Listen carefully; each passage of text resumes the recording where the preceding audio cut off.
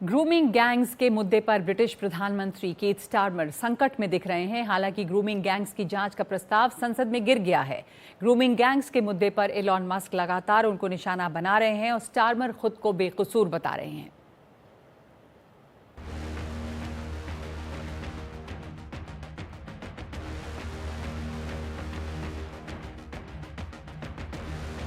Grooming gangs को लेकर निशाने पर आई कीर स्टारमर की सरकार के लिए फिलहाल राहत की बात है कि इस मुद्दे पर जांच शुरू करने की कंजर्वेटिव पार्टी की कोशिश नाकाम रही है।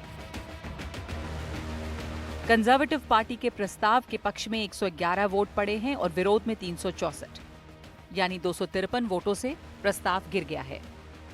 लेकिन ब्रिटेन के प्रधानमंत्री स्टारमर के लिए ये राहत काफी नहीं है, क्योंकि ग्रूमिंग गैंग्स को लेकर एलॉन मस्क लगातार उन पर हमले कर रहे हैं। बल्कि अब तो उन्होंने ब्रिटेन के राजा से भी मांग कर दी है कि सरकार को बर्खास्त किया जाए। कीर स्टारमर मस्क का नाम लिए बिना खुद को बेकसूर साबित कर रहे हैं। उनका कहना है कि वो 2008 से 2013 के बीच अभियोजन सेवा के निदेशक थे। इसी दौरान ग्रूमिंग गैंग्स के खिलाफ पहला मामला दर्ज किया गया। उन्होंने जिस भी मामले को हाथ में लिया वो अदालत तक पहुंचा और उसमें कार्रवाई हुई। सरकार में आने के बाद कीर स्टारमर पहला बड़ा संकट झेल रहे हैं। दरअसल ब्रिटेन में लालच देकर या डरा धमकाकर बच्चों का शोषण करने वाले ग्रूमिंग गैंग्स ने तकरीबन 50,000 लड़कियों को अपना शिकार बनाया, लेकिन शिकायत सिर्फ 5,000 लड़कियों ने की थी। ज्यादातर बच्चियों की उम्र 16-17 साल की थी, लेकिन कुछ बच्चियां इनसे भी कम उम्र की थीं और ज्यादातर अपराधी पाकिस्तानी मूल के पुरुष थे। उसके बाद बांग्लादेशी और कुछ दूसरे एशियाई देशों से। ऋषि सुनक की सरकार ने इस मामले में कार्रवाई के लिए ग्रूमिंग गैंग टास्क फोर्स बनाने की घोषणा की थी, लेकिन उस वक्त ज्यादा कुछ नहीं हो सका।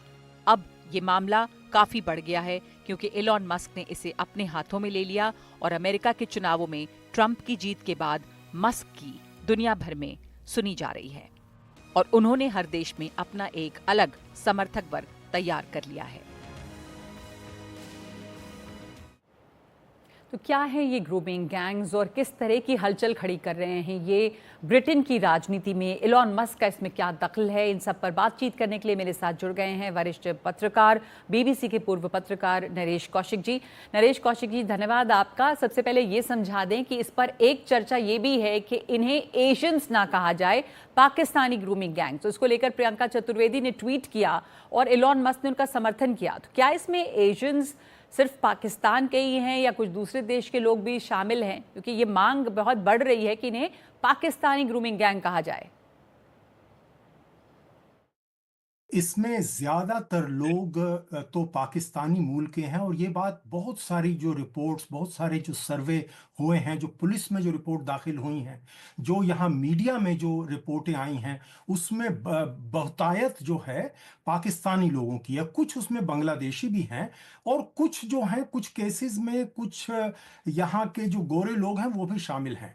कोई भारतीय का हमने अभी तक नाम नहीं सुना, लेकिन भारतीय लोगों को इससे आपत्ति होती है कि एशियन में तो फिर भारतीय मूल के लोग यहाँ सबसे ज्यादा हैं, तो इसलिए उनको लगता है कि उन्हें आप क्यों इसमें घसीट रहे हैं, उनके लोग तो शामिल नहीं हैं, ज्यादातर लोग तो पाकिस्तानी मूल के हैं। तो यही बात जो है प्रियंका चतुर्वेदी जी ने भी अपनी ट्वीट में कही, जिसको एलन मस्क ने उसका एक तरह से समर्थन किया। लेकिन एलन मस्क ने ही इस मामले को एक तरह से रिवाइव किया है। इस पर इतने सालों में, ये देखिए 30 साल पुराना, 30 साल से चल रहा है और अभी तक ये जो ग्रूमिंग गैंग्स, बिल्कुल अभी तक इतने सारे लोगों को सजाएं मिल चुकी हैं, दर्जनों लोगों को, लेकिन इसके बावजूद ये ग्रूमिंग गैंग्स अभी तक खत्म नहीं हुए हैं। अभी पिछले साल की ही जो के ही आंकड़े हैं, 7,500 के करीब केसेस इसके दर्ज हुए हैं। और यहाँ की जो कंजर्वेटिव पार्टी है, उसका तो ये कहना है कि ये यहाँ पर अभी 4-5 शहरों में नहीं सीमित है, ये ब्रिटेन और वेल्स के कोई 50 शहरों में ये ग्रूमिंग गैंग इसमें एक्टिव हैं।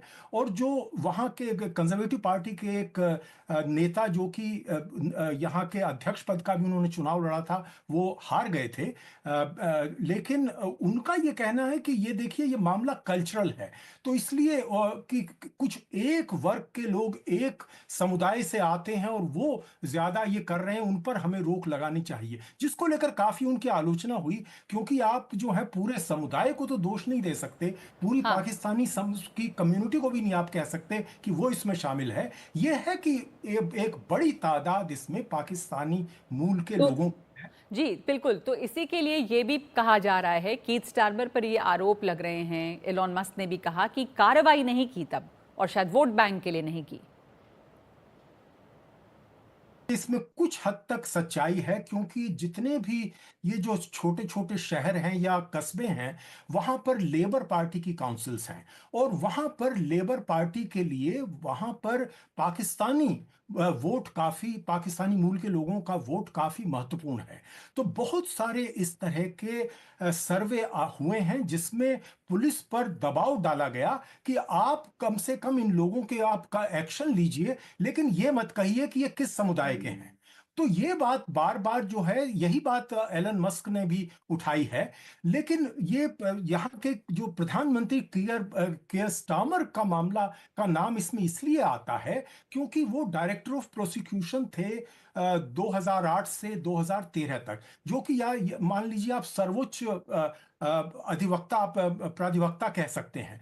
तो उन्होंने एक केस में ये हुआ था कि उन्होंने एक रिपोर्ट में कहा कि देखिए हमें इसके लिए पूरे प्रमाण नहीं है, तो इस पर आप मुकदमा इन लोगों पर नहीं चलाइए। और उसमें पाकिस्तानी मूल के लोग ही थे दोषी या मुजरिम।